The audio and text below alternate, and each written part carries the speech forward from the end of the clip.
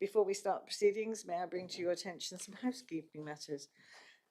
Now, the thing says now there are no expected fire alarms tests today. However, something went wrong with our fire alarm service thing this morning. It was beeping like crazy when I came in, and they've got the engineers in.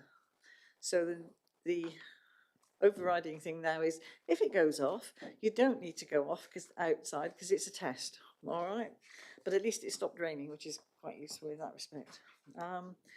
So unless they come and tell us any different, stay put. The meeting is being broadcast live to the internet and will be capable of subsequent repeated viewings. By entering this Waterspite room, you're consenting to being filmed and using us to use those recordings for webcasting.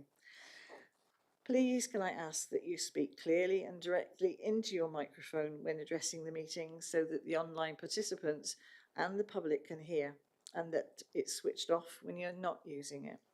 Your mobile devices need to be turned to silent, please, she says, getting hers out quickly to double check. So, can I ask Elliot, apologies for today? Thank you, Chair. We've received apologies from Chris Morley, NHS Devon. Sam Arnott is substituting today. Apologies from Michelle Thomas, Liverpool South West. Jeff Baines will be substituting today. Apologies from Robert Fern, University of Plymouth. Laura Alexander joins us today. Apologies from Mark Hackett and Rachel O'Connor, Tony Gravitt from Health Watch, and Matt Garrett. Thank you, Chair. Thank you very much. Before we go any further, I'm going to go around the room and get everybody to introduce themselves. So I'm Mary Aspinall. I'm a Cabinet Member for Health and Adult Social Care, and I chair the Health and Wellbeing Board. Steve? Good afternoon, everyone. Steve Madden, Director of Public Health. Good afternoon, Elliot Werngould, and I'm Democratic Advisor to the Health and Wellbeing Board. So I'm Rob Nelder, Public Health Specialist, here to present the item on the PNA. David Bierman, I'm the Strategic Lead for Community Pharmacy Devon, supporting Rob in delivering the document on the pharmacy PNA. Making sure I got the right button. My name is Karen Pilkington and I'm here representing the VCSE as part of Plymouth Octopus POP. Laura Alexander, Head of Health Partnerships, University of Plymouth. Thank you. I'm Samantha Arnott. I'm Locality Commissioning Specialist for the Plymouth locality of NHS Devon ICB, and I'm here for Chris Morley. Hello everyone, David Haley. I'm the Director of Children's Services. Yep. Hi everyone, Gary Warbridge, Strategic Director for Adults, Health and Communities. I'm Councillor Jemima Lang. I'm Deputy Leader of Plymouth City Council and I have the Children's Social Care, Culture, Legal and Comms portfolios. Afternoon, Councillor Patrick Nicholson, Leader of the Independents. Good afternoon, Councillor Andy Lugger, Leader of the Opposition. Thank you. And online, Sue, do you want to introduce yourself? Yes, hello, I'm Sue Taylor. I'm the Chief Officer of Community Pharmacy Devon and I'm here to support the item on the PNA. Thank you. And Dan is in the room, so he'll introduce himself when he comes to the table. So, and we've also got Dave Swartz as well, so they'll introduce themselves. Excellent. So, any declarations of interest in regards of today's agenda that needs to be recorded? No, right. I now move on to the appointment of a Vice Chair for the municipal year 25 to 26. I would propose Andy Lugger. Could I have a seconder, please? Jemima, thank you. Are you all happy, folks? Yeah, lovely. Thank you. Andy, do you want to vacate there and come over here so that you can prompt me on things? Thank you.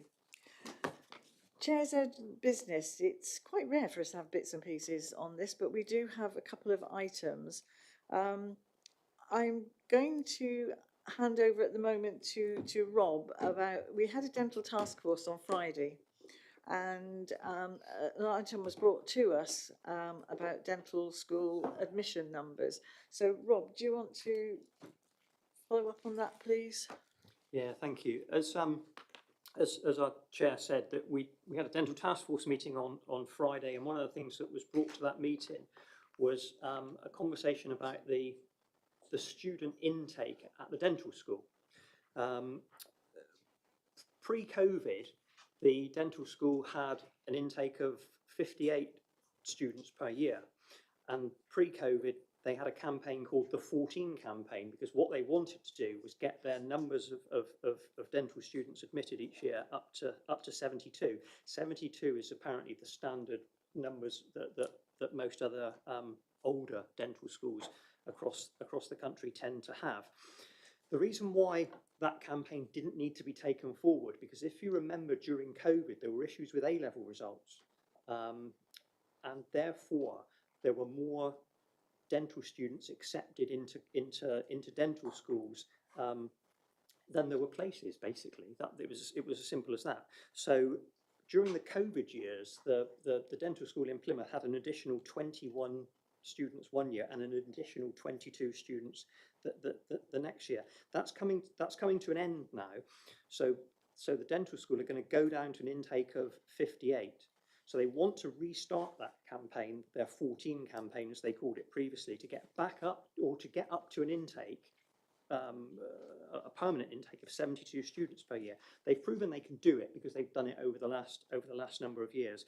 So the ask from the dental school is that we as a health and wellbeing board support that ambition of theirs. But what they want to do this time, I think last time they focused on it just being something that Plymouth needed to be concerned about. But if you think the dental school serves the population of Devon and Cornwall with access to dentistry, also the students that they see at the dental school, the students who go on to train as dentists would probably want to stay in the area, might want to stay in the area, and it's not just Plymouth.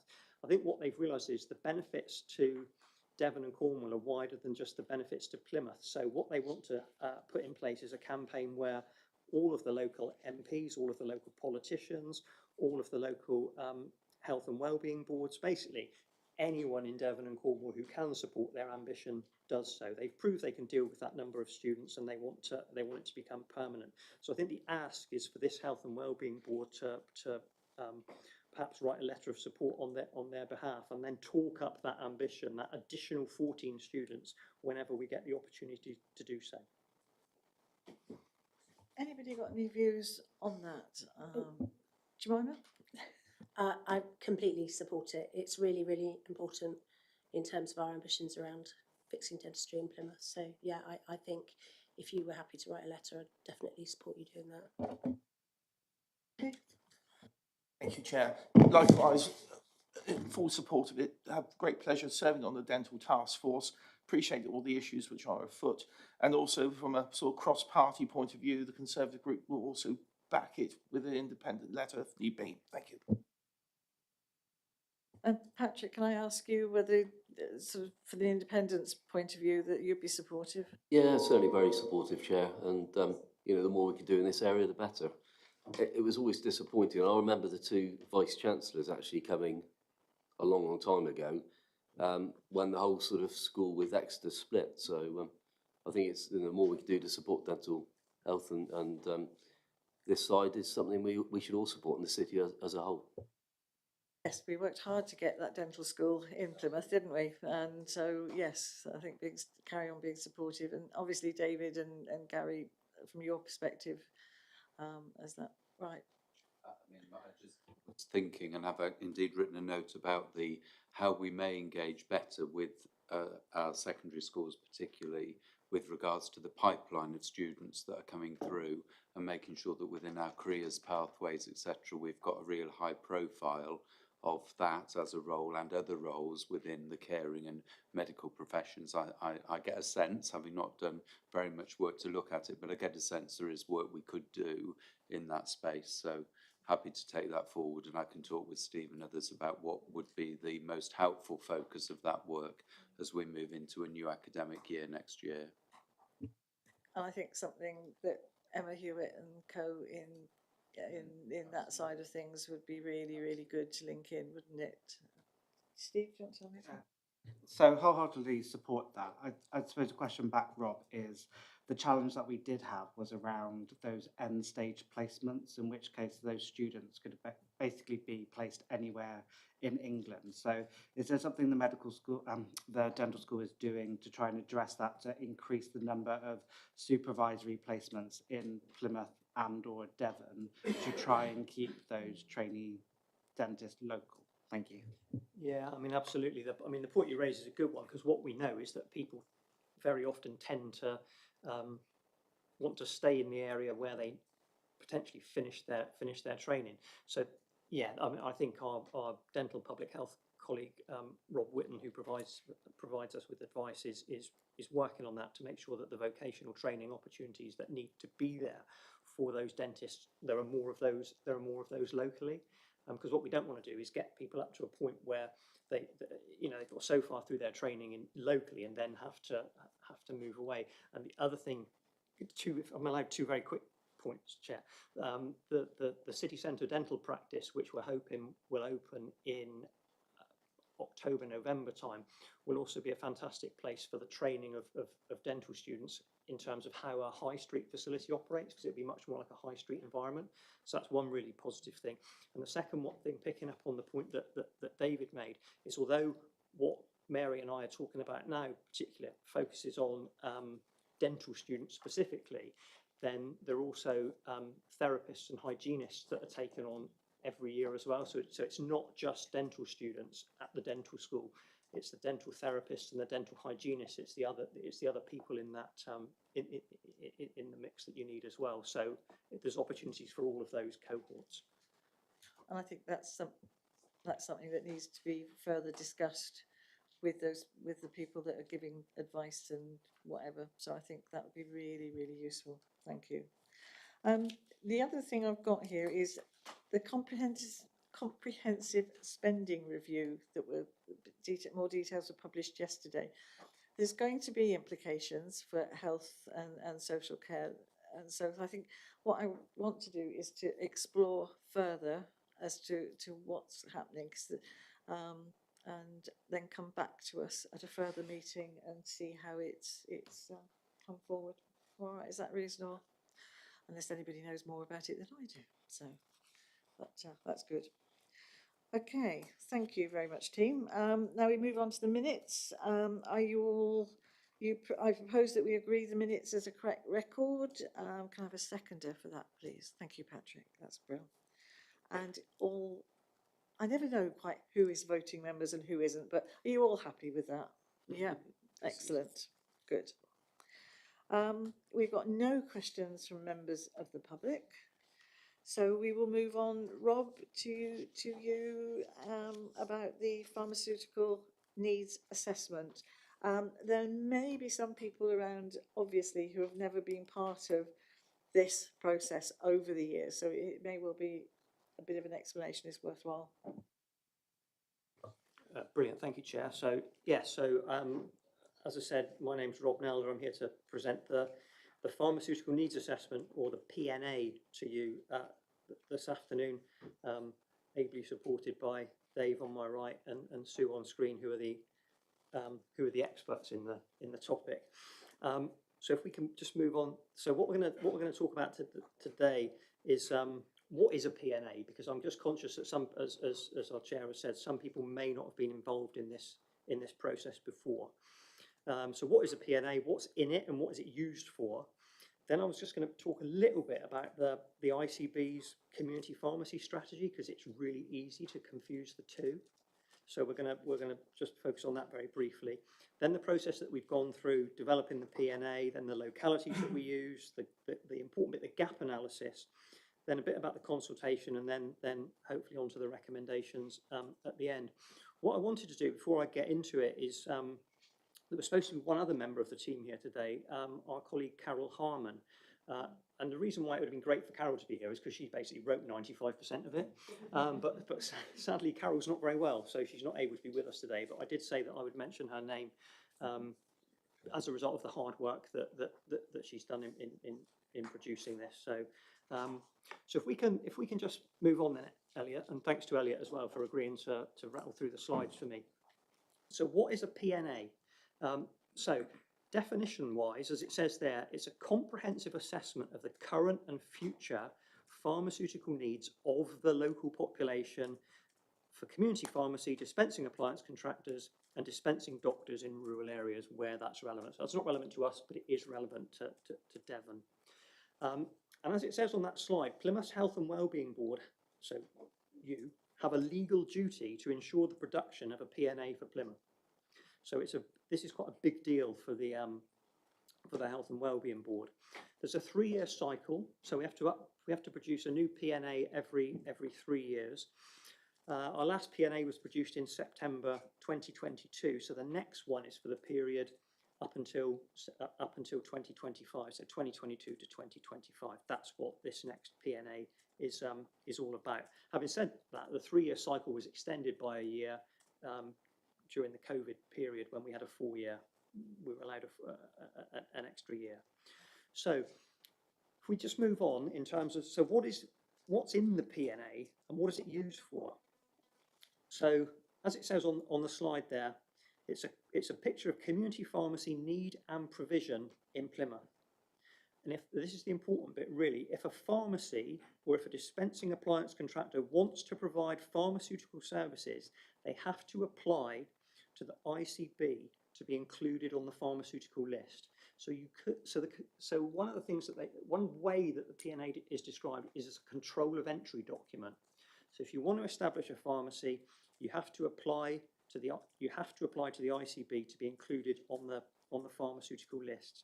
And the reason why I refer to it as a control of entry document is that in general terms, that application must offer to meet a need that is set out in the PNA.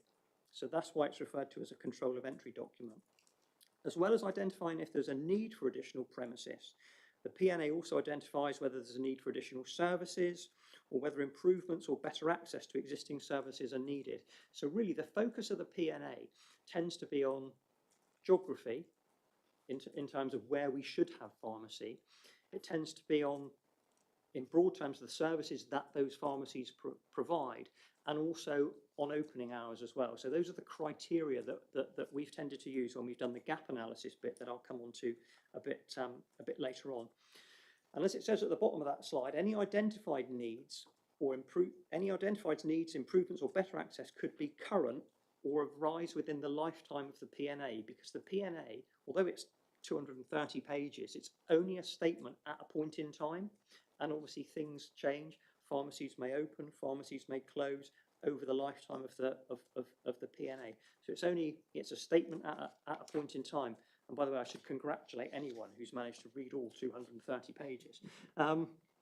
So again, what's in it and what is it used for? What's in it and what is it used for? So to sum it up, it's really going to be used by the ICB, supported by the commissioning hub. And they'll use it to inform decisions regarding which NHS-funded services need to be provided by community pharmacies and dispensing appliance contractors, whether new pharmacies or pharmacy services are needed. The ICB will use it to make decisions about the relocation of existing pharmaceutical premises in response to applications, and also to decide with regards to what's called locally enhanced services from pharmacies. So to sum it up, really, that the providers of pharmaceutical services will use it to decide to inform their application should they wish to make one. Then the ICB will use it to see whether that application is in response to an identified gap in the PNA. And that's why, as it says at the bottom of the next slide, I think it is, the gap analysis section is really important. So if we can just move on to the next slide. Sorry, I'm kind of racing ahead of you there, Elliot. I just wanted to talk a little bit about the framework for community pharmacy in Devon. So that's the ICB's pharmacy strategy, because as I said, the PNA is not the pharmacy strategy. There are overlaps between the two quite clearly, but they're different, and that's why I thought it was useful to put this slide up, and in particular to show what the 4 aims are at the bottom of the strategy, because as you will see, they're sort of subtly different from the PNA, which is really a control of entry document, as I've said. So the 4 aims of the pharmacy strategy, it's about resilience of the community pharmacy network and about maintaining good access to services. It's about the workforce. It's about expanding services, providing additional clinical capacity in primary care to meet demand. And it's about integrating community pharmacy with other healthcare services, as it says there, to support population health and well-being. So there are sections of the community pharmacy strategy which are obviously relevant to the PNA, but the two documents are different and have a different purpose. And I'll mention a little bit more about that when I mention the consultation in a minute. So in terms of the next slide, which is all about developing the PNA, our Plymouth PNA was developed in partnership with Devon and with Torbay. So we had a joint steering group which had representatives from the 3 public health teams across the area. We have representation from the ICB. And the benefit, I think, from doing that, and we've done that for a number of years now when we've produced the PNA, we've had a Devon-wide steering group. The benefit of doing that is not only that we can share out the work between the 3 local authority teams, but also in this case it means that the ICB, who have got currently to look at 3 different PNAs, they're all in the same format, they have the same structure, so it makes it easier for the ICB and the commissioning hub to make decisions across Devon as a whole. It also meant that we can consider issues on the boundaries as well, because obviously Plymouth's PNA needs to consider what is or isn't happening in Woolwell, needs to consider what is or isn't happening in Sherford. Obviously the Devon PNA needs to consider the reverse of that, Sherford into Plymouth and Woolwell into Plymouth. So it's really useful to have a PNA steering group which covers a wider geographic area. So that's how we did it. We had a Devon-wide steering group. It's taken us over 12 months to do the work. It's not something that you can rush, and a huge amount of work has gone into it. In terms of the next slide, the localities that we used. In Plymouth, we used the 4 localities that Live Well South West tend to use, imaginatively named East, North, South, and West. And throughout the PNA, as you'll have seen if you've had a chance to go through it, the information that we presented has been locality based, and that information in the document is brought together in section 8, where the locality summaries are made available. And as it says at the bottom of that slide that you'll see on the screen, there's a huge amount of information in those locality summaries. So you've obviously got a map of the locality with the pharmacy locations, you've got a summary of demography, health needs, you've got the best health outcomes, you've got the key health needs, you've got housing, growth and development information. And that's really important because if you remember, I said the PNA is a statement at a point in time, but it's got to be valid for 3 years. Therefore, we need to know how many houses are going to be built in different parts of the city, because if, for example, 2,000 houses in Woolwell were going to be built in the next 3 years, then Devon might need to. We would have to have conversations with Devon about whether the Tesco pharmacy on the Plymouth side is sufficient to meet that need. In the same way that with some of the developments that are taking place in Plymouth now, we've had to take a view on whether current pharmacy provision is sufficient to meet the needs when you consider the number of houses that are going to be built over the next 3 years. So we've worked very closely with the council's planning team to get that information, and that's included within the PNA as well. So that's a bit about the localities. In terms of the gap analysis, we spend a lot of time on this towards the end of the process. And as I alluded to previously, we tend to consider geography, service availability, and opening hours across the city as a whole, and also on a locality basis. I mean, one of the things that our chair and myself often talk about is the fact that, you know, most people want a pharmacy down the end of their road, but that isn't a realistic proposition. And Dave will probably talk about some of the challenges that pharmacy face in a minute, and the reason why that's never going to be a realistic proposition. So what we do as part of this work is we look across the city as a whole and on a locality by locality basis to see what gaps there are in the city. So overall, there's currently sufficient choice with regards to obtaining pharmaceutical services in the city. There is still one current gap in provision in terms of one geographic gap in terms of provision, and that's in Barnbarton as a consequence of the deprivation and the sort of geographic isolation that community experienced. Then that's where we've identified a gap in provision. If we look at the, if we put that aside to 1 minute, there are currently no gaps in pharmacy service availability in Plymouth. There are no gaps in provision before 9 AM Monday to Friday and after 6 PM Monday to Friday in Plymouth, and we didn't identify any gaps at weekends either. So the gap analysis section, as I say, is quite important, and we spend a lot of time on that, looking at the information that that we've put together in the PNA, and also using a lot of the local knowledge as well that the people around the steering group table have. So I'll just move on to the consultation on the next slide, please, Elliot. Don't think it moved on. It moved on now. Yes, time delay. So there has to be a 60-day consultation on the PNA. With ours, it ran from start of March to the start of May, and that's to enable stakeholders to review the draft PNA. It's called a public consultation, but it's different. It's not a public consultation where members of the public, if you like, give a view on the PNA. It's much more of a professional consultation. So the consultation goes out to organisations responsible for health and social care in and around in Plymouth and the surrounding localities. The consultation goes out to the providers of pharmaceutical services. What we do include the views of the public in the PNA, but this time round, what we were able to do was include the views of the public that were gathered as part of the ICB strategy, which was produced earlier in the year.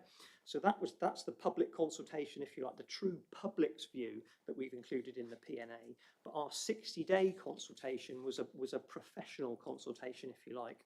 So that's what we had to do. And really, the consultation, the sort of professional consultation, if you like, that we did as part of the PNA, was really asking those partners whether they felt that the content of the PNA met the statutory requirements of a PNA.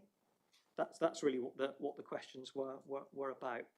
We only had 8 responses in Plymouth, and the feedback was positive, and the respondents were happy with the document that we produced. There were a couple of minor comments about, you've got the opening hours for this pharmacy wrong, and there was a question about, I think there was a question about provision in Sherford as well going forwards. But predominantly in terms of does the PNA do what it says on the tin, then the responses were positive. So as a result of that consultation, we've put a consultation report in the document, and that's what we're presenting to you today, really, which is Plymouth Health and Wellbeing Board's PNA for the next 3 years. So, I mean, I don't know whether you share. That's all I had to say. I think Dave wants to come in with a few other bits as well from more from a professional perspective. Yeah, I just wanted to add a few things. Hopefully we can think back to, we have done this PNA slightly early, and we've done it slightly early on the basis that we had a series of closures, and we felt that there were some material risk in the system about access to pharmaceutical services as a consequence. Now, there has been an opening recently that's to some extent reduced that issue, but we can't actually identify additional gaps on the basis that we have to recognise that pharmacies have to have a certain critical mass in terms of their population to be viable. So you can't have one everywhere. So that's the reality. But it's also important to recognise pharmacy is currently in a very, very precarious state.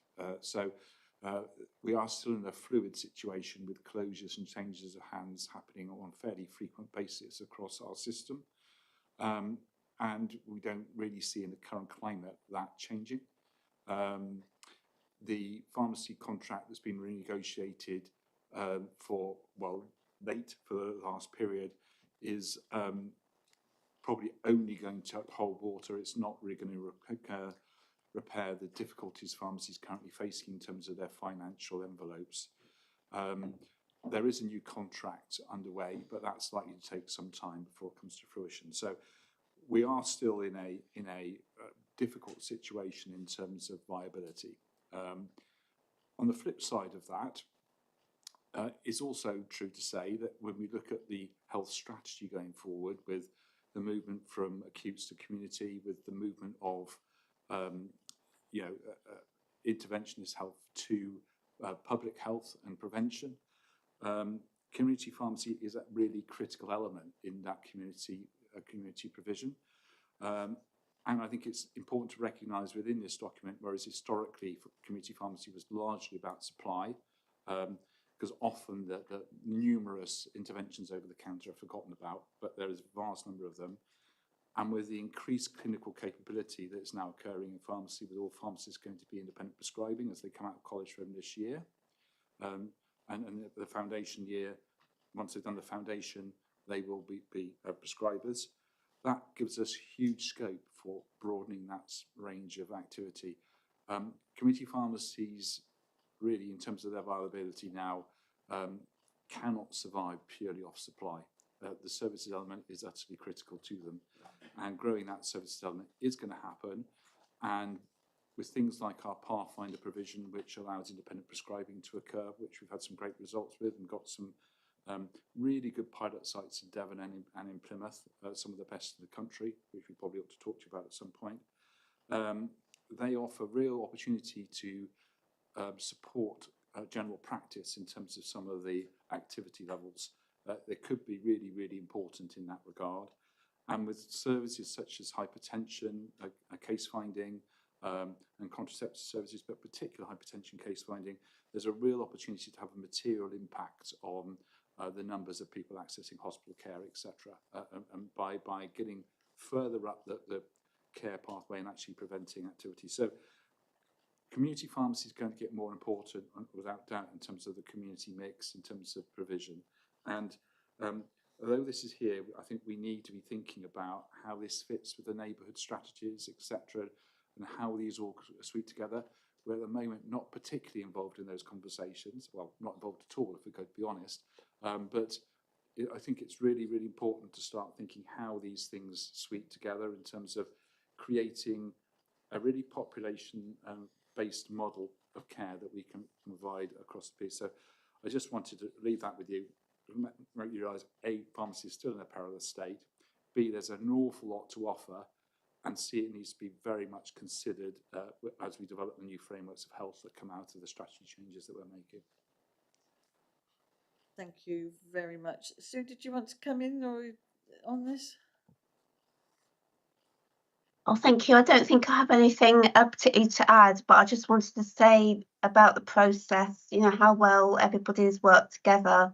And it's been really great again. This is about a third or fourth reiteration, and how well we work together across the county with the other two local authorities as well, health and wellbeing boards. So I just wanted to say thank you to Rob and his team, to Carol for that process. Thank you. We will record those thanks, definitely, and certainly the thanks from this committee definitely needs to go, because you can see what a lot of work's gone into it. I'm going to open up for any questions from you, Gary. Thanks, Councillor Ashwell, and thanks. I remember being here before for previous versions of this and hearing about all of the challenges that you're talking about. I also remember, as you've said today, about the increasing importance that pharmacy plays within our communities in terms of how it works with primary care and all of those things, which we know is really, really quite important. And I know this needs assessment talks about overall, actually, there being sufficient accepting the one area of notable gap that you talk around with Barton, and I read in a bit of the paper, I haven't read all 200, but I certainly did read the gap area where you talk about a year where I think there's been 1 open, 7 close. And I think my question is one more, and from previous, we've talked about accessibility by local communities to this and about how that plays a really important role, and that when it's not local, it's often not accessed by those that we really want to reach. So I think I really do welcome this needs assessment, but I guess it's the strategy on how we approach that. And you've alluded to it a bit around the work around communities, because I think while it's pleasing overall to see accessibility for the city, I think we do know underneath that surface there's that locally available, particularly in more of those deprived communities, is where we're really going to hit the advantage and the benefits for people. And I just wanted to hear if you had any comments about that and about where and how we should be talking around that, whether that's a strategy and delivery piece that we need to work through. If we just let's get a few questions beforehand. I mean, one of the things that I've noted is that there's several pharmacies now that are going and doing home deliveries if you've got on repeat prescriptions, and I always think that's a bit safer than the national posting and whatever. So that's got to be a good thing to have. The other thing was on that, it was saying that we're okay for weekend openings. I think that is something we really do need to watch, because that tends to be the supermarkets, doesn't it, that have their pharmacies open. And of course, we all know what happened when one major supermarket in the town stopped the pharmacy. It caused absolute chaos as far as people were concerned. So I think it's that weekend opening. That would be useful to keep an eye on. Jemima, you've got a question? Gary's kind of covered it actually, but I was just concerned about Barton, so where do people in Barton get their prescriptions? How can we use this PNA to try and make a shift there or make a difference there? And do we have conversations? Because I don't know, this isn't my area of expertise by any means. Whether we have conversations with the supermarkets around the kind of value added of having a pharmacy and doing their bit in our communities. I don't know if we have those actual face-to-face conversations and reaching out to supermarkets that don't have them at the moment, and whether I don't know whether we have those conversations, if we could use that to help. Then Patrick, if you come in. Yeah, thank you very much, and commend everybody's hard work on this document. From a public perspective, though, and I focus on the east of the city because that's where I represent, it actually doesn't really give the message that I think people on the ground, the public on the ground, are seeing, which is actually, we lost the pharmacy in Plymouth, Boots shut one and effectively made people use the other. It doesn't reflect the fact there's waiting times. Regularly fortunately, I don't need to go and get medication, but I have relatives that do. And generally, when I'm in Ridgeway, the Boots has always got a long queue. So the PNA doesn't recognise service delivery measures, does it? It just says whether we've got a pharmacy or not.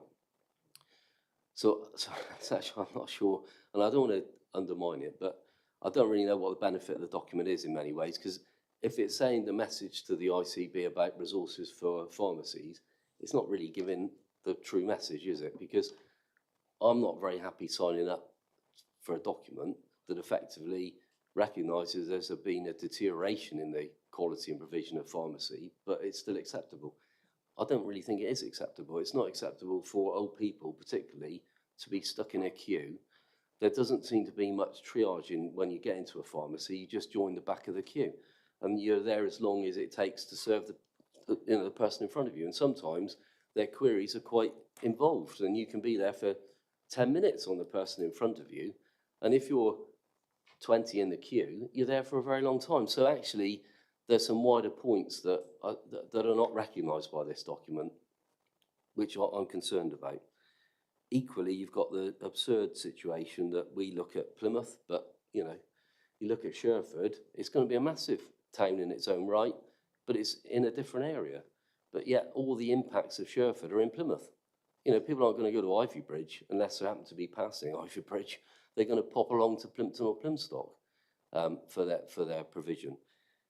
So there are concerns. I don't think it recognises the needs properly of pharmaceutical needs for the population of Plymouth. But I have one specific question, Rob, and I'm not sure if you'll be able to answer it. The government changed the housing delivery targets for Plymouth. They've doubled them. We have a local plan that effectively doesn't recognise the new housing targets. So how's this plan take into account the government's new housing targets for Plymouth? Because we don't know where that development's going to take place. We don't know what the impact's going to be on this strategy. So how's that being recognised, given the fact that policy changed in December of last year? Thank you. So I think in Hang on, Rob. sorry, do you want to ask anything, Andy? So there's only Andy now to ask, and then we can move on. Yeah. In fact, Councillor Nicholson's already alluded to some of the points I was going to raise about the east of the city. I mean, you mentioned in your report, Rob, that lots of everyone has this aspiration of having a pharmacy right on their front doorstep. And of course, we all know that's practically not achievable. But with the Sherford model, when you look at the plans in this report, it just shows one principal single pharmacy, which is on the end of Springfield Road. So for those who do need frontline care, elderly, or need a consultation, because remember, pharmacies changed. It's not just popping pills anymore. A pharmacist now offers a full array of services. They're the first port of call in many respects when it comes to frontline health care. So for somebody who's elderly living in Sherford, to have access to one principal pharmacy there, which is the only one which is accessible on foot, indeed is perhaps a concern which this board needs to be thinking about. Thank you. So I think I counted 1, 2, 3. I think there are 6 questions there. I think one's really difficult, so I'm going to leave that one to Dave. But I'll have a go. I'll have a go at a couple of the others if you want. I think one of the things. So there's a few sort of background points to make as well. One of the things that we did consider when we do the gap analysis is the deprivation, if you like, that's experienced by the population. So please don't think it's just purely a, you know, is there one everywhere or not? That's one of the things that we sort of considered more this time round than we have in the past when doing the gap analysis. And the other thing that we did this time round that we've not done before is almost like a what if analysis. So we looked at, for example, well, there's one pharmacy there, but what if that one closes? That would then create a gap. So that you may have seen in the P&A there are statements around, you know, the provision here is currently adequate, but if this pharmacy closes, then that would create a gap. And we've not done that before, or been as prescriptive as that. And I think that was one of the changes we were advised to make this year by the national team who lead on the P&A. With regards to Barn Barton, I think I'm right in saying that as a result of the last P&A, a pharmacy provider did apply to establish a pharmacy in Barn Barton, but you know, there's a big difference between applying to establish a pharmacy somewhere and opening the front door and people coming in through it. So in effect, that application lapsed. They didn't actually take up that application. So that's why the gap in Barn Barton still exists. In terms of waiting times at a pharmacy and the Plimpton side of things, then that's the difficult one that I'll leave Dave to answer. In terms of Sherford, the other thing to bear in mind is we have made reference to Sherford in our P&A, but the majority of Sherford is within Devon and not Plymouth. So I suppose this is Devon's P&A is slightly behind ours. So Devon's P&A will be published. I think they're aiming for later in the summer, and they will make more reference to Sherford in their P&A because the majority of it is within within Devon County rather than Plymouth City. So although, you know, we've made reference to it in ours because it's a boundary issue with more of it in their patch, they make more reference to they will make more reference to Sherford in their P&A than we've made in ours. In terms of the housing target side of things, you're absolutely right. It's a bit of a moving target if you can have such a thing. We speak to the housing delivery team within Plymouth City Council to get their best estimates of what's going to be built and occupied in the city in the next 3 years.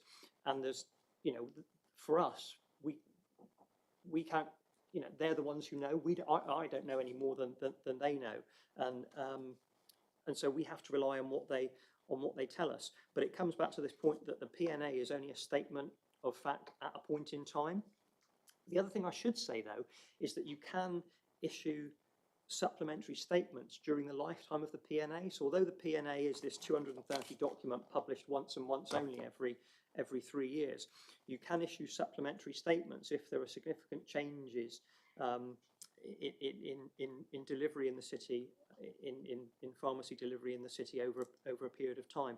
So we can do that. We can issue supplementary statements if lots of things changed, and also if, you know, the rules say you have to produce a PNA within a 3-year period. It doesn't have to be 3 years. And I think as Dave said, you know, although we're publishing this one now, we didn't have to publish it until the end of September. We brought it forward because of the fact that there was the sort of flux in the pharmacy market in Plymouth. So it's within that 3-year period that we have to produce another one. So Dave, I don't know if you want to address the more difficult question or go these in a bit more detail. I will go over some of the other bits as well. Just to make clear about the Barton situation, actually more than one provider has had that contract, and none of them have been able to actually open on the basis of viability. So this is the difficulty we see actually with the constraint around finances in community pharmacy. It is quite difficult in some areas to make an opening viable. So I guess it's a question of making sure people use those services when they're around, because otherwise, you know, we get closures, etc., occurring. Coming back to your point, the PNA document was designed many years ago in a period where community pharmacy was a highly viable operation, and it was designed in a way to prevent excess openings into the market. So its structure is not necessarily the most effective at doing what we want to do today. That's probably the best way of putting it, because we have a different scenario now in place whereby actually our main concern is around viability and about sustainability of the existing assets, as opposed to preventing excess openings. It doesn't in its nature, it talks about, it's quite rigid. It is a rigid statuted approach that we have to follow. When you look at actually the way we therefore have to do things, it's looking at actually, is there access? It's looking at geography, it's looking at things that Rob alluded to. And it doesn't really make any inference within the statute about that provisional queues or anything like that. So we can only do what is laid out within the statute within that. I would say to you though that all community pharmacies are doing the best they possibly can in the current environments. They're working exceptionally hard to deliver services. And it is difficult out there. It is difficult out there. And I think we recognise that, and we're doing what we can to support. We have got in place for the ICB a resilient strategy approach to just support pharmacies where that is needed, and we're trying to do more of that work going forward. But we do recognise some pharmacies under considerable pressure. But I can assure you they're doing the best they possibly can to deliver services as best they can.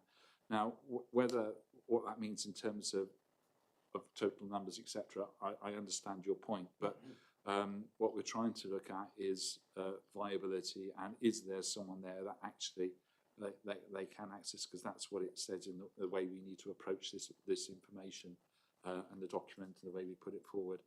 I suppose we could go and ask the question around that, but we have got to follow this particular process in delivering this document, and that's the difficulty we've got here. I don't know if Sue, you want to add any further around that point? Well, I was just going to add in about the factors that are outside the pharmacist's control. So if you look at things like medicines supply and the sort of global issues around shortages of medicines, etc., that has an impact on queues because people are coming in to see if their prescription's ready, and if the pharmacy's having trouble in accessing the drugs, then that sort of adds to the pressures. But there are things starting to take place. For example, is starting to roll out the use of the NHS app so that people can track their prescriptions on an NHS app. I know that doesn't suit everybody, but it is a tool that will be able to be used going forwards, you know, so it will track prescriptions in the same way that if you buy anything online, so you'll get emails or messages to say where it is in the process and when it's ready and so on, to avoid people going to the pharmacy in case their prescription's ready. So I think it's just really important to bear in mind those other factors. So it's not about quality of provision, it's about those things that are outside a community pharmacist's control, really, that are well rehearsed, well known about, and there are actions being taken nationally, but that's completely out of our hands, unfortunately, although it does impact locally.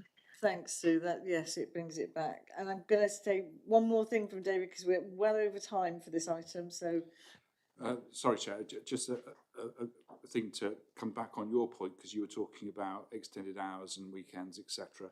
It is important people focus on closures, and the reality is the reduction in access to community pharmacy is not just about closures. There has been a considerable retrenchment of additional hours as well, and we do recognise that when you lose them the weekends and lose them in the evenings, that is more of a problem to the wider system in terms of out of hours provision, etc. And so that is one of the things we're talking to the ICB about. At a certain point, we will need to start making it quite plain that we need to redress that in the forms of rota or whatever to cover those gaps. And the slightly additional corollary to that is you could say, oh, open another pharmacy, but you've got to recognise that if you open other pharmacies, the system is fragile, and what you can do is destabilise the others around it by doing so. So we have to approach this with caution about how we make our recommendations around this, because you can cause more damage than you do good. thank you. And I think there's quite a few of us around the table here will remember when the rotas published in the local paper to say that X pharmacy was going to be open Saturday or Sunday. And so I think we're not quite at that yet, but at least with the supermarkets having pharmacies, their hours tend to be longer, so that helps, and particularly at weekends. Yeah, but you know, we need to watch it, don't we? The one good thing I would say about this, folks, is that we've got 3 years on this one, and we're going to have LGR by the end of that 3 years, so it'll all work into the cycle when we will have in theory, Greater Plymouth, and whatever we end up calling it, but that'll work in very handily to this, I think, so that's good. Can I thank the three of you for all of your work done on this? It's no mean feat, it really, really isn't, having to trawl through everything. And also, it's good that we've got an input, and it's good that we keep you aware of what's happening. And I would say any of us picking it up through casework or whatever. Patrick, I did send a letter of support because there was an application for somebody to open something in Plympton, and I felt it was very apt that it went in, because I was very much aware that Plympton had lost a pharmacy, plus obviously Sainsbury's pulling out has made a huge difference, as I said. So any of these come in, I do consider them very carefully, and luckily they've all been things that I've been able to support, so we'll see how it goes. But thank you very much indeed, team, for that. And Dave and Sue, always good to see you. Thanks. All right, thank you. Right. Thanks very much, thank you. Pleasure. Chair, before we sign off the recommendation, presumably we'll put it to the vote. In relation to the way that we interact with wider Devon, so on Sherford and Councillor Lugger's point, will we make that, so will we pick up as a result of our agreements of the PNA that actually Sherford should have its own pharmacy provision and not rely on Plympton and Plymstock primarily? Because basically Devon can say, well, they got proximity of Plymouth, they'll just continue to rely on Plymouth. And really, to see a new town without any sort of healthcare provision is disgraceful. just to reiterate what Rob's saying, this has been done in partnership. So the discussions that are current, obviously we can't say what's in the Devon thing because it hasn't been for consultation yet, but has been done in partnership, recognising the needs of Sherford, and what they're trying to do is understand when the appropriate point will be when that's a pharmacy requirement comes into become necessary, and that's a discussion that's been had between the various parties, and that will appear in the Devon document. Can I say then we'll add that to the recommendations, that we have a report back on the on the Devon document, how it affects Sherford. I think that would be quite useful to be able to, just so that we can note that. Okay. Thank you, So Chair. I don't know if you want, Elliot, quick some words, or Steve, some words for that. Through you, Chair, something to the effect of add to the committee's work programme to review the implications of Devon's production of the PNA to see how it affects provision for Sherford. I tidy that up. Okay, you happy with that? Yeah, fine, thank you, Chair. So that makes number 3. So can I ask you to formally accept the Plymouth PNA for 2025 to 28, agree to its publication on the Health and Wellbeing Board page of Plymouth Public Health website, which is part of our City Council website, and the third one about the effect of Sherford and the JSNA. All right, you're all happy with that? Yep, thank you, team. Thanks very much indeed, and we'll let you go. And welcome Dan, Dave, to the table.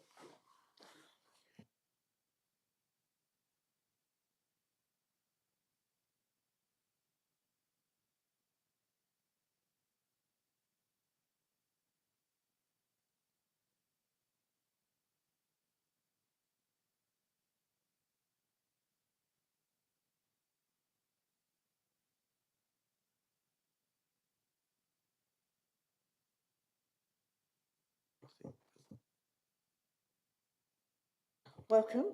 Do you want to introduce yourselves and then proceed? Dave Schwartz, Public Health Specialist, focused on children, young people and families. I'm Dan Priest, Public Health Specialist in Health Improvement. Carry on. Okay, yeah, thank you, Chair, and thanks for making space on the agenda for us to present today. The purpose of the presentation today is to review the Health and Wellbeing Board's position on vaping, specifically in regard to children and young people. So I'm just going to say a little bit of context first. So for context, a motion on notice was passed in January this year. That was approved at the City Council in January, which specifically requested that we review the existing Health and Wellbeing Board position on vaping, to review it to account for the changing use among children and young people.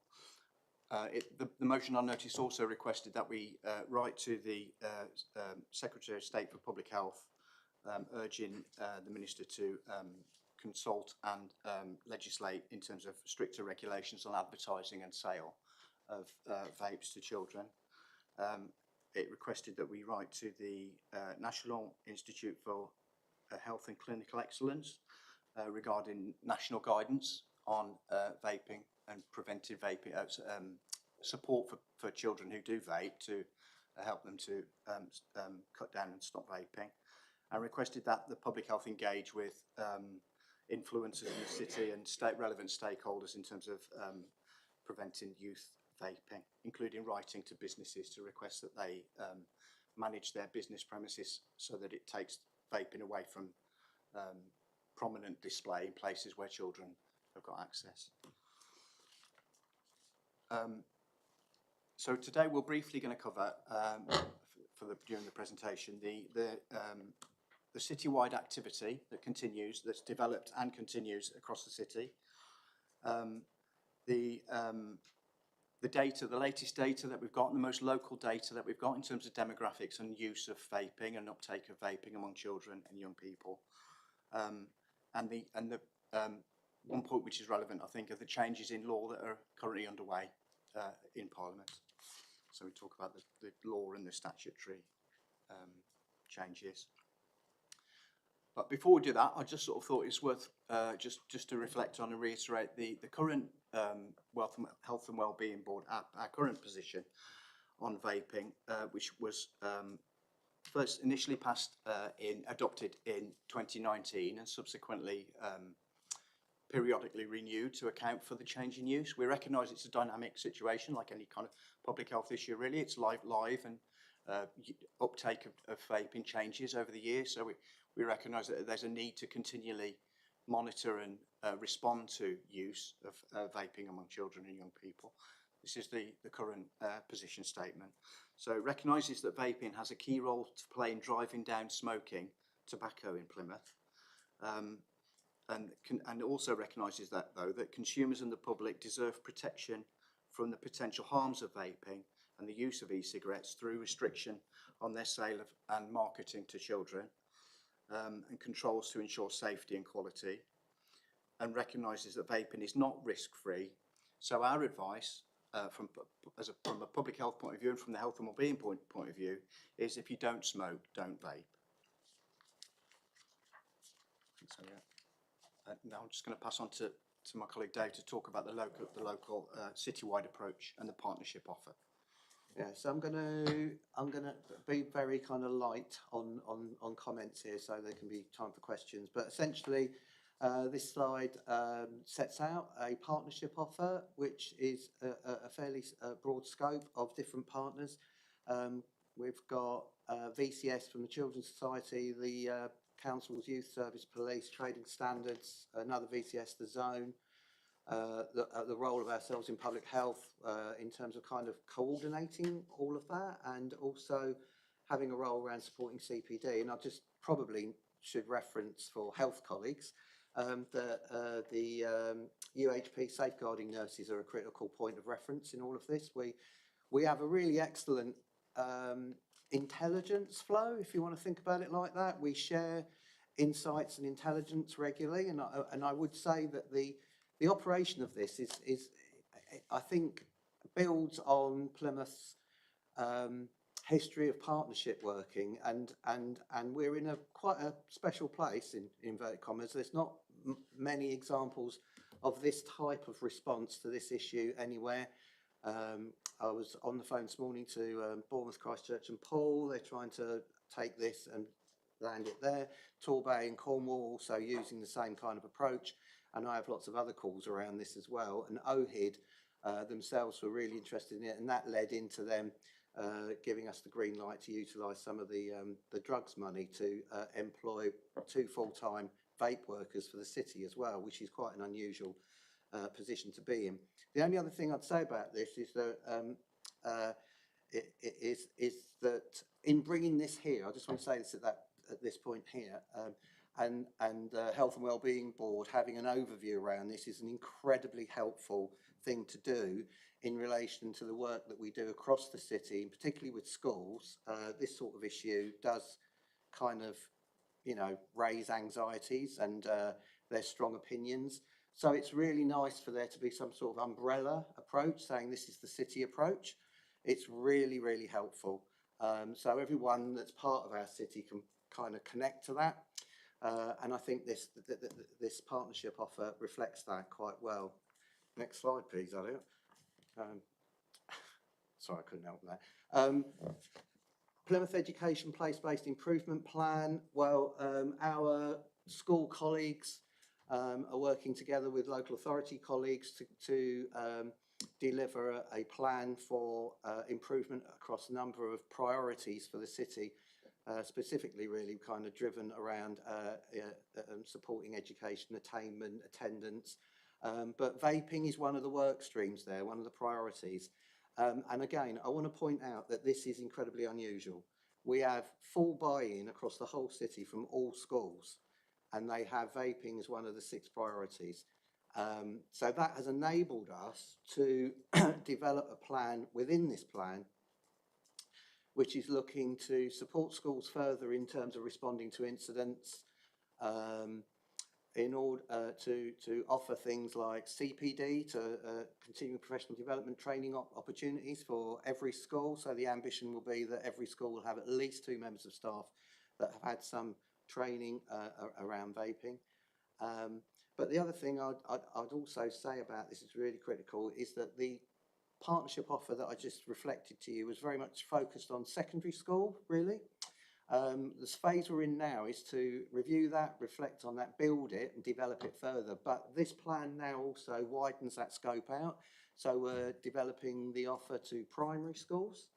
And interestingly enough, outside of this offer, but connected to it as a kind of a ripple effect, if you want, is early year settings. So we're talking with early year settings as well. So this is not about children under the age of 2 using vapes. It's all focused on behaviours by parents and carers. So the messaging there is all around, you know, if you do use vapes and you've got them at home, treat them like medicines, keep them out of reach of children. About things around responsibility around vaping in front of children if you do vape. So that's the kind of world we're operating in there. We'll go to the next slide. The final slide I just wanted to touch on is something that I think is important. So every 2 years we do a schools health-related behaviour survey. The last one, 2024,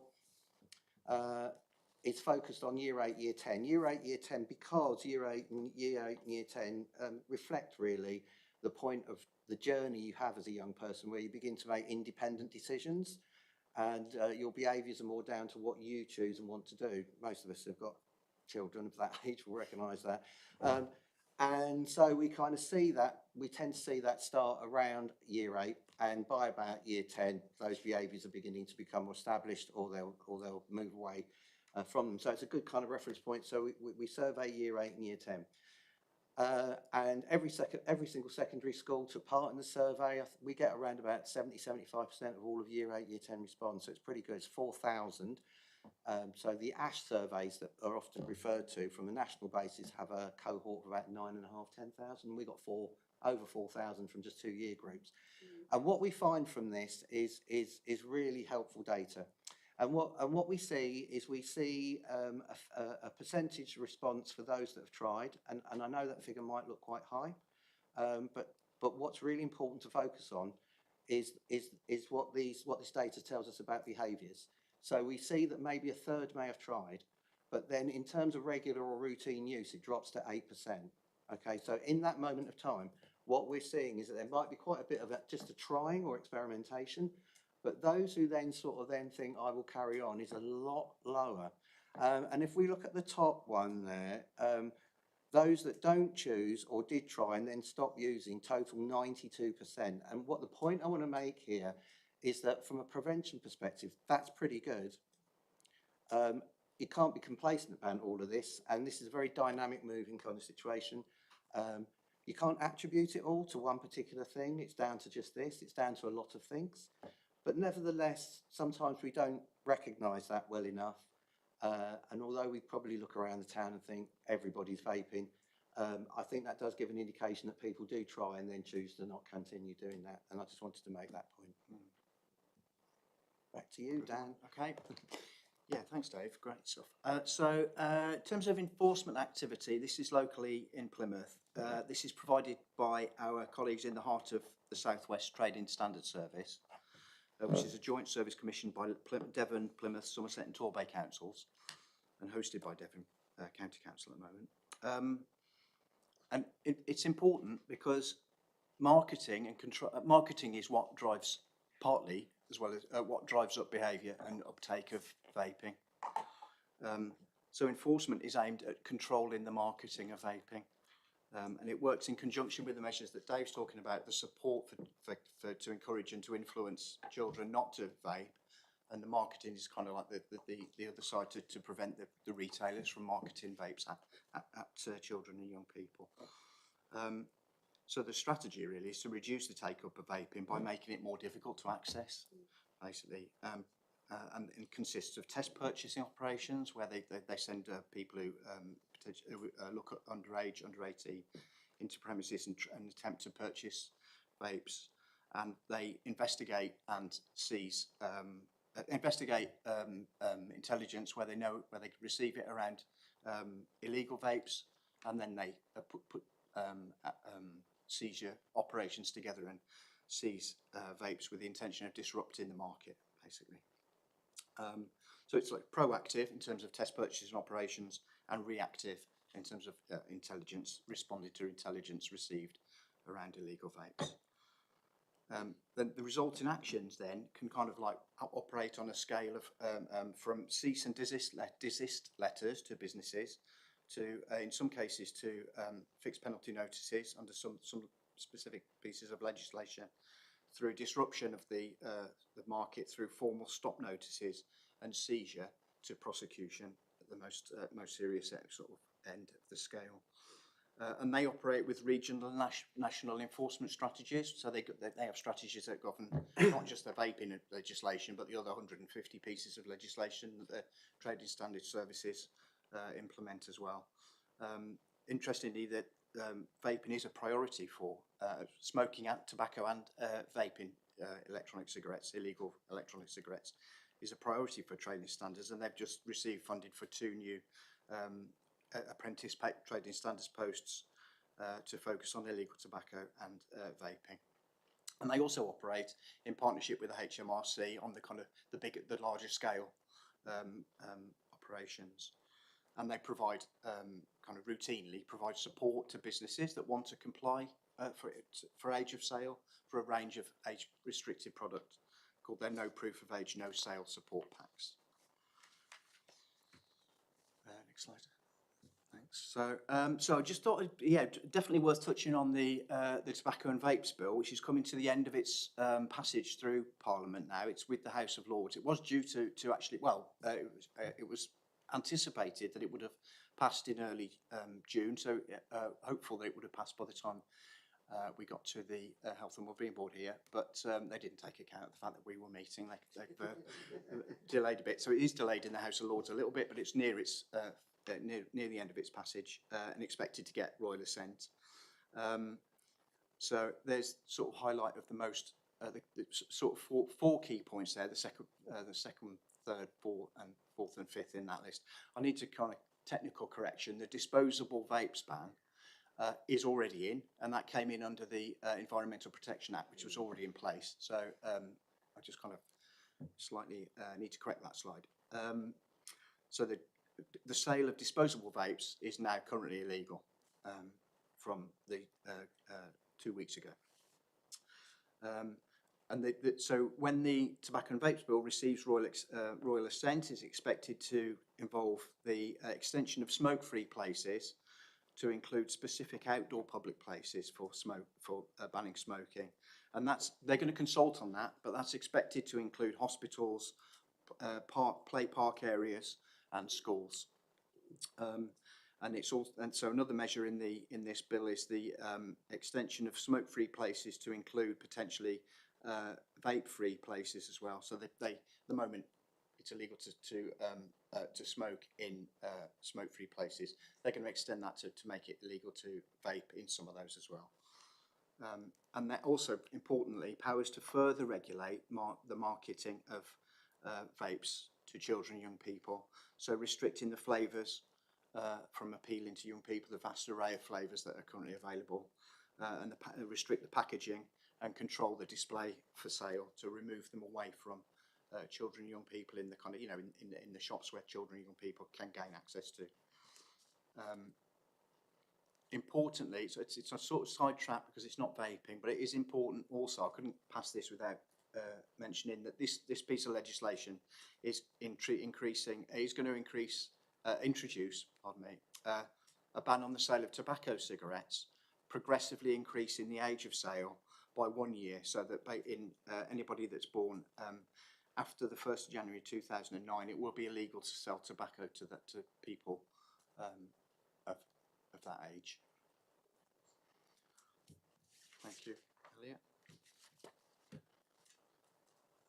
And I mean, there's a list of other measures also in this bill there. Maybe for the kind of benefit of time, I'll leave people to follow up on that afterwards. Just wanted to say a little bit about credible messaging and messaging around vaping, because it's important really to be clear around what we know, what we don't know about vaping. And I think the most clear kind of defining quote. This comes from the Chief Medical Officer, Sir Chris Whitty, who said the key points about vaping and e-cigarettes can easily be summarised. If you smoke, vaping is much safer. If you don't smoke, don't vape. And marketing vaping to children is utterly unacceptable. And that is what the position statement is in tune with. That's the sort of, you know, we're on the same page as, thankfully, on the same page as the Chief Medical Officer for Health. It's important that we're clear and we provide clear and credible messaging to support our position and impact in local work in this area. And that's why, as Dave says, it's so important and so helpful to have a Health and Wellbeing Board position statement on something which is, it's got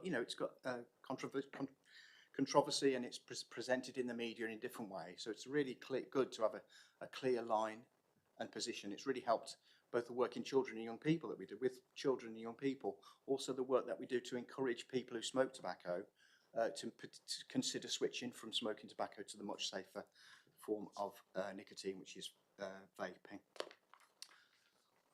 So if you can, next slide there.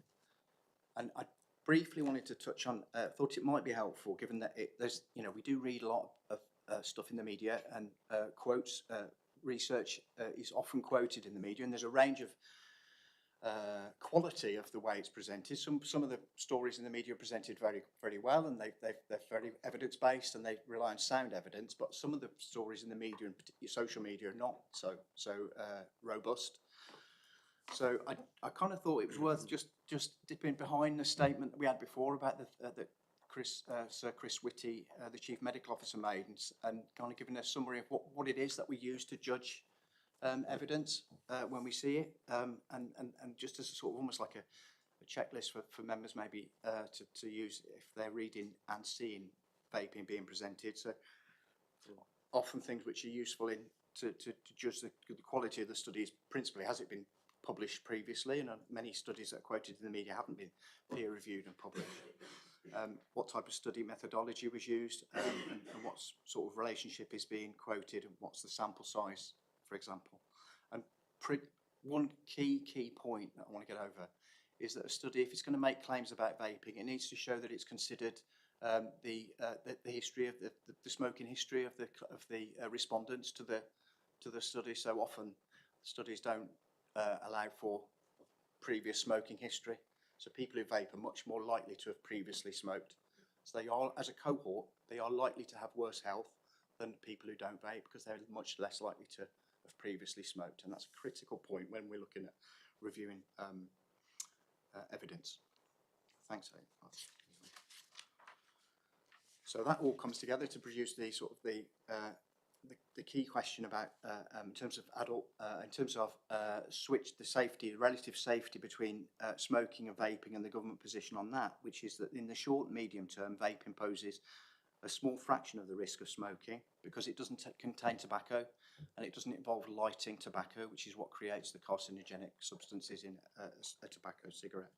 It's not risk-free, particularly for people who've never smoked, but there is significantly lower exposure to the harmful substances from vaping compared to smoking. And there's no significant increase in it's similar to higher, there's a similar exposure to harmful substances from vaping compared with not using nicotine products.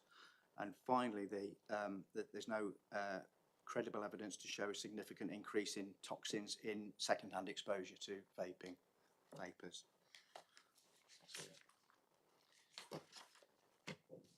So in summary, there is a position statement on the Health and Wellbeing Board. We believe it's fit for purpose, and what we mean by that is it's as we've touched on a couple of times, it's enabling us to achieve the right balance between the interests of children who may be prone to starting vaping, who we advise don't start vaping if you don't smoke, and it's preventing them from doing so.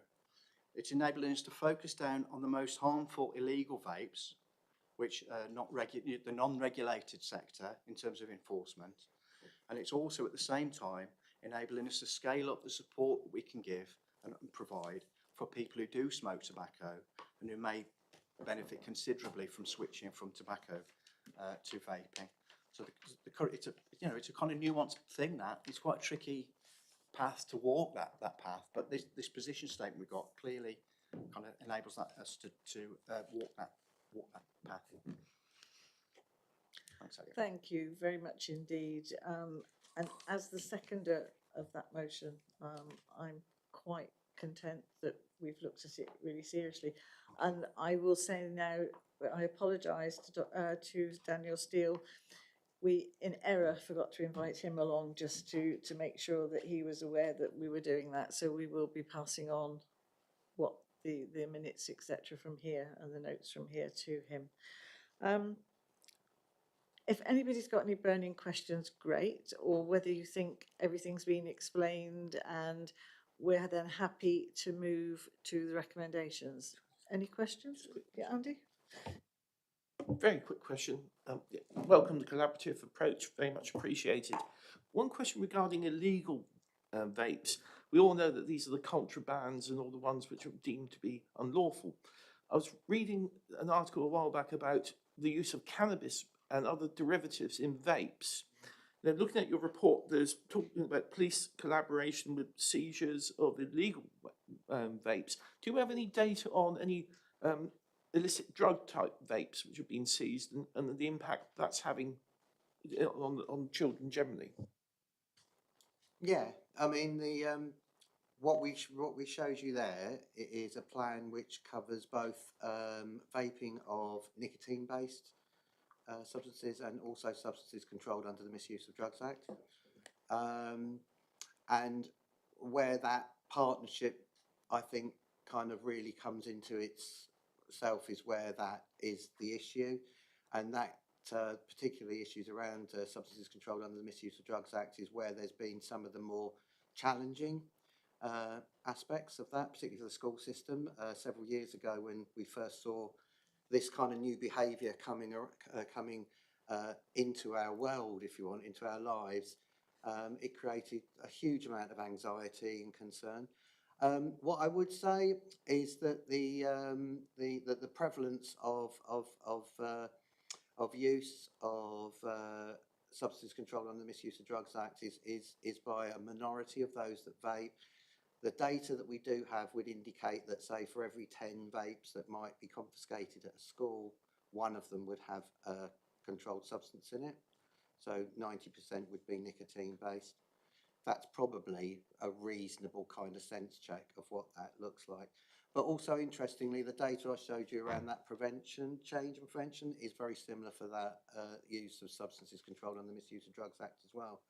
So for those that have tried them, the majority then don't continue to keep using it.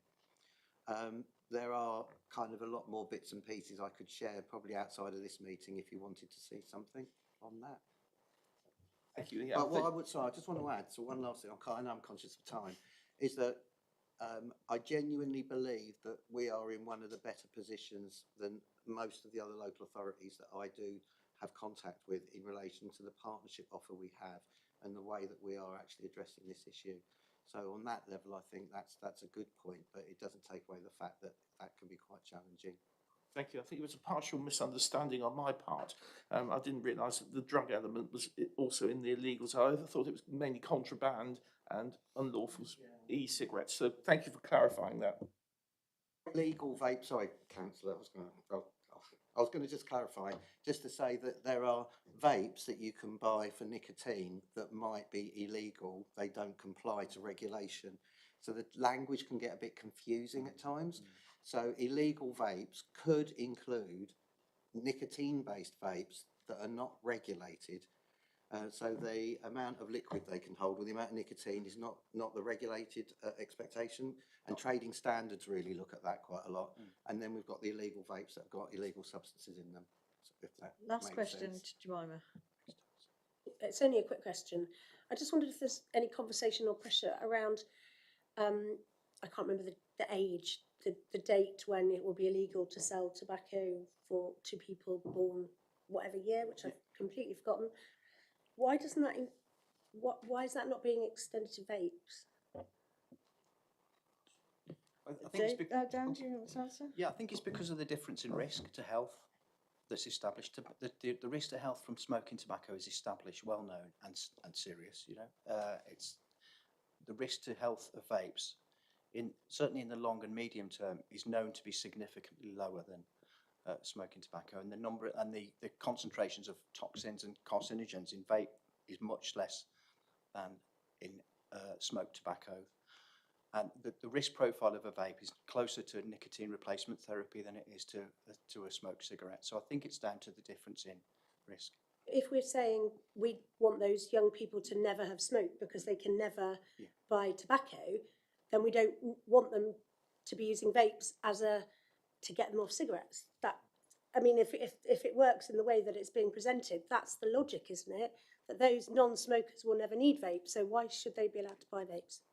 Joanna, I think if you and I have a conversation with Dave and with Steve as well, and see whether or not the need outside of here, whether we need to be sending a letter to West Streeting and Co. on that line, I think that's fair dues. But I think from my perspective we've answered what scrutiny had wanted, or not we've answered what was asked of us. And I think we can say we have made real big progress. And when we think back to the workshop, Dave, that you all put on, 18 months ago, something like that. And unfortunately, we picked a day when we couldn't get a lot of the head teachers, etc. there. But now the engagement from schools is absolutely fantastic. And I think we really need to say a big thank you to you, Dave, because I know you and the team have been working really hard. So thank you on that. And no doubt David Haley wants to pop in there and say something.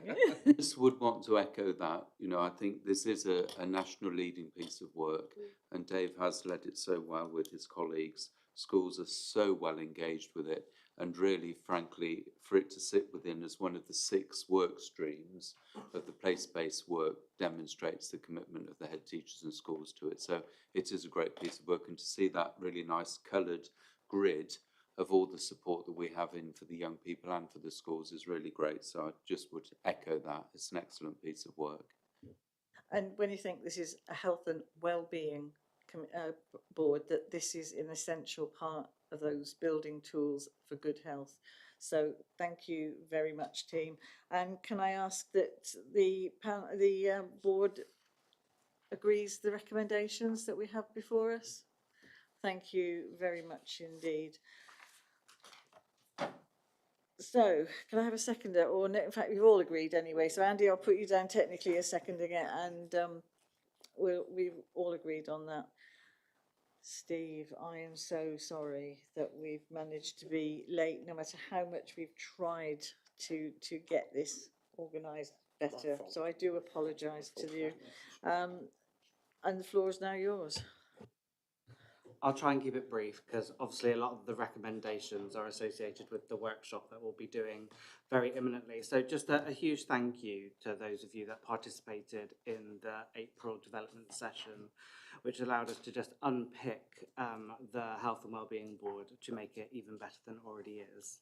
So not to labour the points and no slides, but just to summarise, what the development session highlighted for us was that there was reasonable understanding by board members that they understood the purpose of the board and board members understood their role there within. There was a request around clarity as to how does the Health and Wellbeing Board fit within the wider integrated care system, and one of the actions is associated with how we map that through. It was clear through the conversations that members of the board weren't necessarily clear on the priorities for health and wellbeing for Plymouth, nor did we have a robust strategic approach in place to address this in the municipal year. So again, the workshop this afternoon will help to bring clarity and also define the priorities for the year going forward.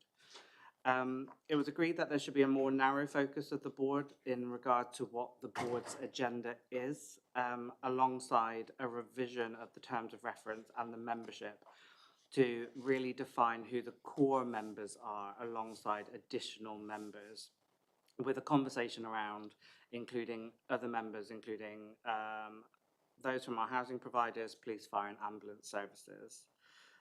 Overall administration of the board worked well, but also highlighted that a number of items often come to board that are for noting only.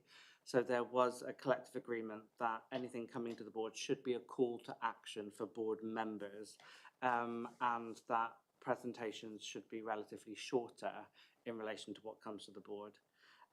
We also talked about the need to celebrate more, so we don't always celebrate success, not necessarily just of what the board is doing, but what we are doing collectively for health and wellbeing across Plymouth. There was also a need to generate public awareness of the work of the board. So the key actions that came out of that original workshop in April was for us to map how the board sits within the integrated care system, to revise the terms of reference to consider wider representation, to refresh knowledge of board members on the Joint Strategic Needs Assessment and establish a 12-month forward plan, which we will do later this afternoon, to look at the forward plan in relation to the reason why existing things are coming, in relation to calls for action, and also to have a conversation about how we would manage non-strategic priority items at the request of the board. So I'll pause there, Mary. Thank you. Thank you. I think it is good to get an idea of what we're supposed to be doing and what we're required to do.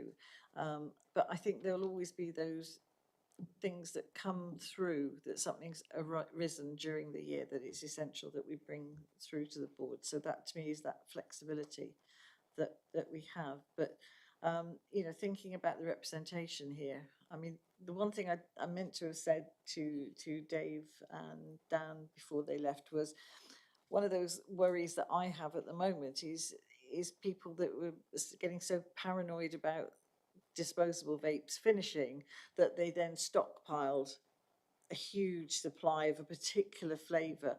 And of course, they've got lithium batteries in them, you know, and this is what worries me, that, again, I think one of the thoughts is whether we need to have somebody from the fire authority here occasionally, but I certainly will be, as chair, writing to the fire authority and saying, are they doing some sort of public announcements, etc., about the safety of any vapes? They've all got batteries in, haven't they? So it's making sure the public are aware of that, because unfortunately we have seen fires that have happened because of the way some of these bits of kit have sort of fired and whatever. So I think there's always going to be that flexibility, but I think we do have to make sure, what are we here for and what's our response. And the last thing I want to be doing is stepping on scrutiny's toes, because they have a different role within the whole system. But it is important we have partners with us, and I think that's what's essential. So thank you. The recommendations are there for this.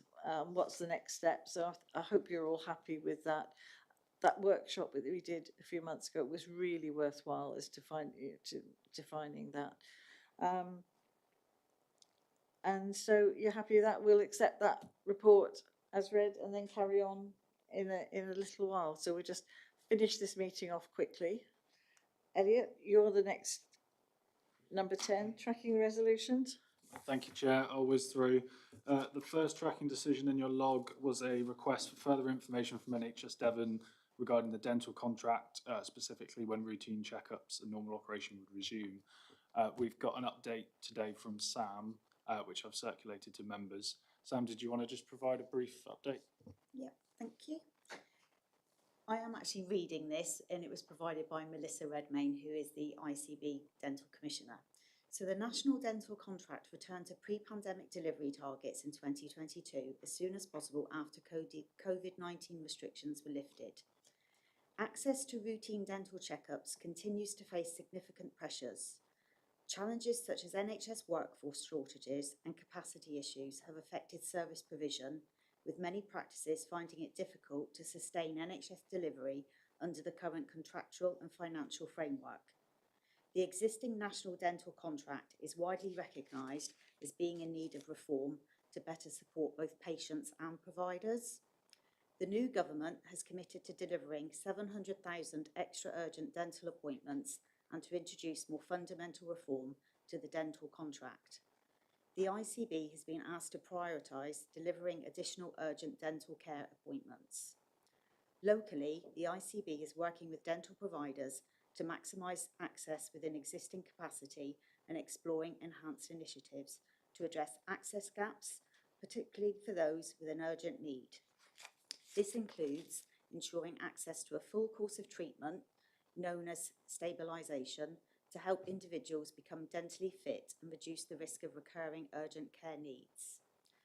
So, as Elliot said, a briefing has been circulated while the meeting's been going on, and Melissa Redmayne will be attending the next meeting, where she'll present a further update and was able to take questions from members. Thank you. Thank you. And Melissa regularly comes to the dental task force, and she was definitely, they know that we need more emergency dental care, certainly, because the number of dentists within Plymouth that have stopped doing NHS work is just increasing. Now, unfortunately, NHS don't have no control over that. It's really up to the dentist.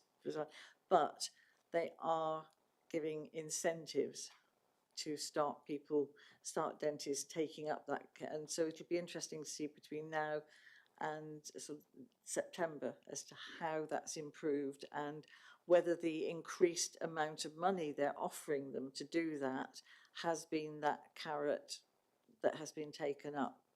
But unfortunately, they're private practitioners, and you only ever sign on with a dentist for a particular length of your treatment. It's not like a GP, whereas once you're on their books, you're on there forever, whereas that's more, it's more specific. And I think a lot of us older people who thought that once you signed with a dentist, you were there for life. And the other thing they're doing is looking at that dental waiting list, that in fact is not a dental waiting list. It is basically a list of people who have not got an NHS dentist. So they are looking at that, and they are sifting through that to see if people still need to be on there or whether they have found a dentist. So, but it's not easy because they are private. They are not part of the NHS system, and that makes life very, very difficult for Devon ICB to I say regulate it or whatever. But it's something, because I attend the ICB meetings, that I'm regularly saying to Peter Collins, who's the medical director on the ICB, what are we doing? How is Plymouth getting its fair share? So I think it's a very tough subject to deal with. Patrick, you wanted to ask something? Thank you, Sharon, and thank you for eventually getting a response, because this is probably getting on for a year old. And it was raised at the last board, but it had been a long-standing question that I asked. So I welcome the fact there's a response, and I welcome the fact that Melissa will attend the next meeting. I would actually, if we can, Chair, just make sure there's sufficient time to have adequate questions, because I think it's a massive misunderstanding in the community that you believe you have an NHS dentist, you seek to try and get some treatment, but if you've not had a checkup and not been there for 2 years, you're removed. And it's a complete misunderstanding. And I think, we need to make people more fully aware of the implications of the current system, because it's no good then trying to get treatment when you've got a need for treatment and you've got nowhere to go. So thanks for the response, and very much welcome a further debate. I'd like to know a bit more about, when we have the debate next time, what are the contractual commitments between the ICP and dentists? So I'm sure Melissa will be able to answer them all off the top of her head, because she'll know what the contractual arrangements are. Thank you. Thank you. Anything else on the list? Thank you, Chair. Just to update on the other one that's in progress, that was requesting a session for suicide prevention and awareness training. That's scheduled for the 29th of July, so in progress. There are 2 others on your log, which are both marked complete. Thank you, Chair. Yes, so I'm hoping I think I'd like to put something out onto the councillors, sort of reminding them about that and about the essential thing, because I certainly know the councillors that have attended last year got a lot from it and a lot of the information, and knew how then to help and to refer people, so that would be useful to do. Okay, work programme. Thank you, Chair. Members will see that the work programme is pretty stacked for the next meeting. what I would suggest is, as following this meeting, we have the development work session 2, and we'll be talking about sort of board priorities and what our core roles are. I would hesitate on adding much more to that until we've discussed that later today. But those are the draft ones which have been requested. I think if we take the ethos of making sure that we're doing things that we need to be doing and doing them well, I think the look on there is, but I think the dental contract will be really useful to look and see where it's going by then, etc. So yes, let's have a consideration. Okay, right, now we've got a break now, just for a few minutes so that we can move upstairs to the reception room where tea and coffee and biscuits will be provided to give you some extra energy to carry on. And then we're looking at a workshop, hopefully about hour and a half at the very most, so that we can make sure that we're doing the right things and inviting the right people to this. So all welcome. Reception rooms upstairs, so it gives you time to have a quick loo break and whatever, but tea and coffee will be sorted. All right, folks, see you upstairs.